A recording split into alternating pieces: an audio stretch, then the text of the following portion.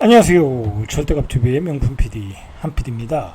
자, 2년 동안 전세 가격이 얼마나 올랐나 한번 보시죠. 2년 동안 서울의 9평 8사가 얼마나 올랐나 보시죠. 결과적으로 6천만 원이 올랐다는 거예요. 일반 평범한 셀러리맨이 감당할 수 없죠. 그죠? 근데 올랐다는 거야. 결국은 그 오른 걸 어떻게 됐어요? 이자를 내면서 이제 은행에서 빌려다가 메꾸겠죠. 그래가지고 보시면 2023년 상반기 평균 전세가격 8사가 5억 3,700만원, 25년 상반기 6억 정도, 한 6,400만원이 올랐다라는 거죠. 전세가격이 계속 올라가겠다. 올라갈 수밖에 없는 거죠. 올라갈 수밖에 없어요. 여러분들, 집값이 올라가는 건 딱 세 가지 이유예요. 첫째는 공급이 모자르다. 자, 둘째는 현금의 가치가 계속해서 떨어진다. 자, 셋째는 거기에 가수요, 투기 바람이 분다. 여러분, 현금 가치가 떨어지는 것은 상수예요. 누구도 막을 수 없고 그 속도가 빨라질 뿐이야. 자, 서울에 공급이 모자른다. 그건 서울에 땅이 없어요. 아파트를 질 땅이 없어. 그것도 상수야. 그 다음에 투기를 한다. 투기는 막을 수 있어. 지금과 같이 막 대출 규제하고, 세금 때리고, 보이스 때리면 막을 수 있어. 그러나 집값이 올라가는 것은 막을 수가 없다라는 거야. 2020, 어느 증권 애널리스트가 그러더라고요. 10년 전에 강남의 집값이 10년 후에 강북의 집값이 된다는 거야. 10년 전에 강남의 집값이 10년 후에 강북의 집값. 그러면 2010년도, 2018년도에서 10년도 사이에 도곡동 레슬 분양가가 강남의 도곡동 레슬이 12억이었어요. 그때도 미분양했어요. 거의 잘 안 팔렸어요. 그때 가격 피크가 그랬어요. 그런데 2025년 강북의 8사가 12억이면 사지도 못하죠. 실제로 됐어요. 그죠? 12억, 15억 하잖아요. 15억 정도 줘야죠. 그러니까 실제 지금 부장가도 그렇고 10년 후에 강남의 집값이 강북의 집값이 됐어. 자, 그러면 현재의 강남의 집값이 평균 30억이라고 하자고요. 45, 50억도 있지만 그거는 이제 좋은 아파트니까 30억이야. 30억이면 10년 후에 2035년 이후에 강북의 집값은 30억이 된다는 얘기야.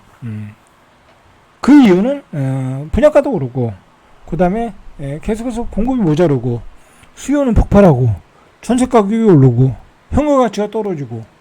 자, 이거는 필연적인 결과가 될 수 있어. 자, 여러분들 그럼 어떻게 되겠어? 빨리 좋은 집을 사셔야 돼. 빨리 좋은 집을 사셔라. 내 집 마련을 하셔라. 10년 후에 내 집 마련을 하려고 하는데 서울에 30억이 돼 있으면, 강북에 30억이 돼 있으면 어떻게 되겠어요? 못 사는 거지. 그죠? 못 사는 거야. 지금도 못 사잖아요. 그죠?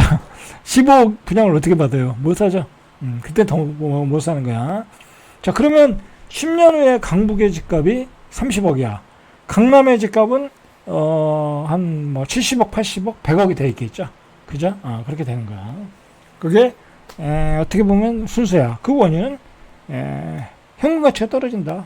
그리고 수요가 폭발한다. 자, 그러면 좋아요. 옛날에는 지방도 올라갔어. 그죠? 지방도 올랐어. 강북의 집값이 10년 후에 지방의 집값이야. 옛날에 지금까지는 그게 통했어요. 실제로 그랬잖아요. 강북에 6억 7억 하던 게 지금 광역시가 6억 7억 가잖아요. 그죠? 6억 정도 하잖아요. 그렇게 됐잖아. 그러면 지금 12억이야. 그러면 10년 후에 세종시의 집값도 10억이 된다는 거예요. 세종시 인구가 늘어나는 도시니까. 그건 맞는 얘기야. 그러나 이제 그렇지 않은 광역시도 많겠죠. 그렇게 된다는 거야. 여러분들, 이거 굉장히 중요한 얘기야. 여러분들, 중요한 얘기니까. 그런데다가 이제는 제가 오늘 이야기하는 주제가 뭐냐면, 전세 시장이 월세 시장으로 바뀌고 있다라는 거야. 이제 매물도 전세보다 월세가 더 많이 나오고, 그리고 정부의 정책도 전세보다는 월세 정책으로 바뀌었다라는 거야. 왜? 두 가지 이유가 있죠. 그죠? 일단은 전세 대출을 많이 해줘서 전세를 유도했는데, 그거는 어떻게 보면 옛날에 건설사를 위한 정책이었어. 그죠? 이게 그 전세를 보증금으로 해서 갭 투자를 많이 해서 집들을 많이 공급을 하게끔 해줬잖아요. 긍정적인 측면에서는. 부정적인 측면에서 이제 투자가 된 거지만, 투기가 된 거지만. 자, 근데 그거의 부작용이 이제는 너무 컸고, 그리고 더 이상 우리가 대출을 해줄 수가 없어. 이제 한국은행 총재 되겠지만, 이제 더 이상 돈을 대출하다가는 부작용이 일어나는 거야. 우리 원화 가치도 떨어지고, 그리고 가계가 안 돌아가. 내수 부진으로. 이자를 너무 많이 내니까 안 돼. 그래서 월세로 좀 살아라. 대신 월세로 살면 자기 능력에 맞게끔 살아야 되잖아. 그죠? 자기 능력에 맞게끔. 뭐 월세를 한없이 지불하지 않을 거란 말이야. 그래서 정부의 정책도 뭐 야당이든 여당이든 전세에서 월세로 지금 어떻게 보면 좀 이렇게 바뀌어가고 있는 중이야. 그게 이제 그런 방법 중에 가장 첫 번째가 뭐예요? 전세 대출을 줄이는 거죠. 그죠? 전세 대출을 줄여나갈 것이다. 그리고 전세를 월세로 바꾼다는 것은 결국은 월세를 받는 사람들의 소득이 나타나잖아. 그럼 세금 걷기도 좋잖아. 전세를 받아버리면 세금을 못 받아요. 그죠? 환산보증금이라고 해서 뭐 그런 방법도 있겠지만, 이 월세 소득으로 받으면 정부가 세금을 걷기도 좋아. 이 임대인들한테. 그렇게 바뀌어갈 것이라는 거야. 자, 그런 정책들이 지금 펼쳐지고 있는 거죠. 자, 그러니까 어떻게 보면 이제는 옛날처럼 뭐 집값이 완만하게 올라가는 수는 있어요. 완만하게 올라갈 수도 있고 올라갈 수 있지만, 어떻게 보면 이제 이 투기 바람은 잠재울 수 있어. 이 갭 투자를 못하게 해놨으니까. 그리고 실질적으로 요즘은 갭 투자도 안 되고 여러 가지 장치로 그렇게 될 수밖에 없어요. 그러나 이 수요는 계속해서 생기는 거잖아요. 서울 아파트의 수요는 더 폭발적으로 늘어날 수 있어요. 그렇기 때문에 여러분들은 서울에서 새 아파트 살려면 뭐 재건축을 사든지 재개발을 사든지 아니면 서울 인근의 주택들을 사셔야 돼. 사셔가지고 중장기적으로 가져가는 전략을 짜는 게 좋겠다. 뭐 그렇게 생각을 해요. 자, 그리고 마지막으로 하고 싶은 얘기는 지금 부작용이 나타나고 있다. 대출 규제에 따라. 대출 규제라니까 사람들이 집을 못 사니까 전세를 많이 살라고 그러죠. 근데 이 갭 투자를 못 하다 보니까 이 토지거래 허가제로 갭 투자를 못 하게 해놨잖아요. 그러니까 전세 매물이 없어. 전세 가격이 폭등해. 그런데다가 그 기존에 있던 전세들도 이 전세 대출을 못 받아가지고 들어온 사람들이 줄어드니까 월세로 바뀌고 있어.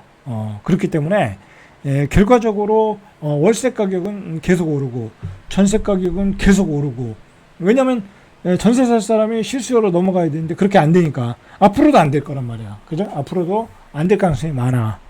그렇기 때문에 굉장히 뭐랄까요? 전월세란이 일어날 가능성이 높아요.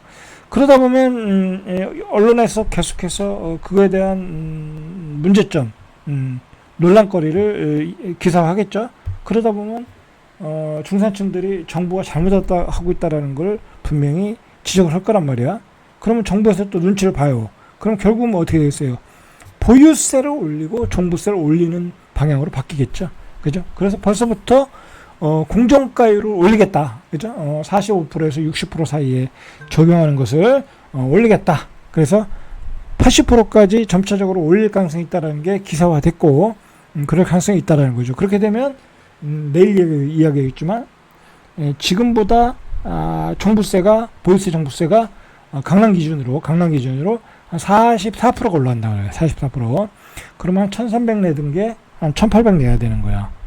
내가 강남에 40억짜리 아파트 있고 평범한 셀러리맨이야. 근데 종부세를 한 1,800 정도 내야 된다. 쉽지 않죠? 그러니까 여러분들 내가 40억 있어도요, 강남의 아파트 쉽게 못 사요. 매년 1,800을 내려고 해봐. 매년 10억씩 오르면 돼요. 10억씩 오르면 1,800 빚내서라도 내죠. 그죠? 근데 그렇게 오를 수가 없잖아, 지금. 그죠? 자, 오늘은 여기까지 절대값TV의 명품 PD, 한 PD였습니다.